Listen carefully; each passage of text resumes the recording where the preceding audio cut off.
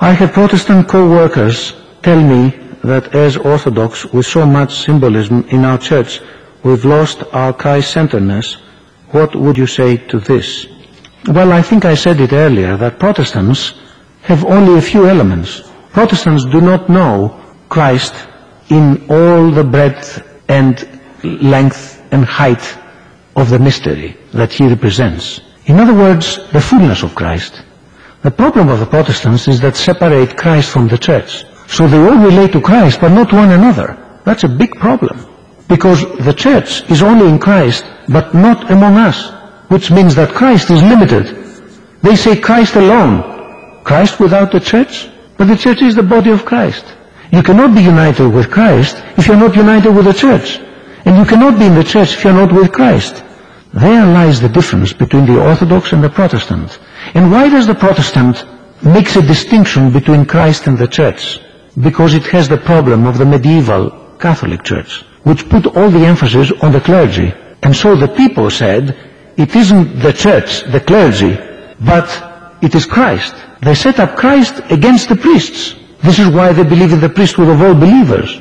When you examine the Protestant faith in the wider context of Orthodoxy, you find that their Christ-centeredness is a limited centeredness. They limit Christ because they deprived Christ from the mystery of the church. This is something which is not obvious because a reduced Christianity, a reductionist Christianity, appears to be more tangible to handle. But a Christianity which is a fullness is more difficult to handle. How to enter into the fullness of Orthodoxy. And because we don't, then we find that what the others say there is they're much more consistent with their faith than we are. The Protestant exposes our poverty, but it is not the answer to it. The answer is how to grow in our holy Orthodoxy. So that the Protestant also, when he discovers Orthodoxy, and today many Protestants discover Orthodoxy, they become better Orthodox than we are, because they find the fullness which is lacking in the Protestant church. Some of the best books on Orthodoxy today are written by converts who become Orthodox because they see the richness of the mystery of Christ in the Orthodox church.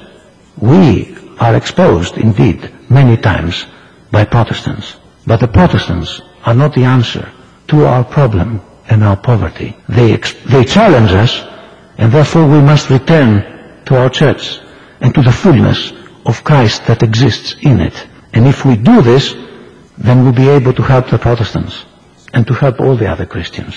There is truth in all the churches, but the fullness of the truth, this is my witness. I can't prove it. I believe it. I have lived with it.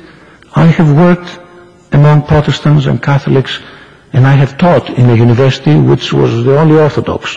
But not for a moment did I think that our church was lacking anything that the others had. Whereas I always discovered again and again that they lack the fullness that exists in the Holy Orthodox Church. The more we look at our tradition and study it, the more we discover the poverty of the Protestants.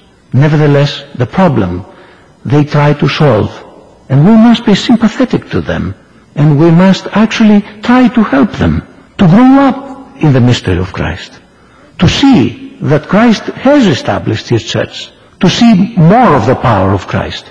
This is what Orthodoxy is about. What is the best way to bring Western Christians, Anglicans, etc., to Orthodoxy? That we are truly Orthodox.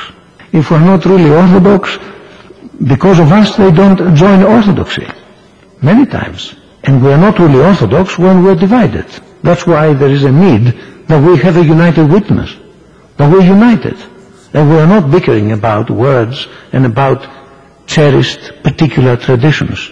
There's one tradition, the holy tradition, what Christ gave, and the apostles preached and the fathers kept. So, what is the best way? Have a lively Orthodox church. Have a church where every member is a live member. The world will see. Everybody will see. You can't hide. When the early Christians believed, they were like drunken men. What happened to them? They were different from everybody else. because the Holy Spirit proved in their lives that they were different from everybody else. We are not. Many times we don't show it. We do to some extent, but not in the fullness.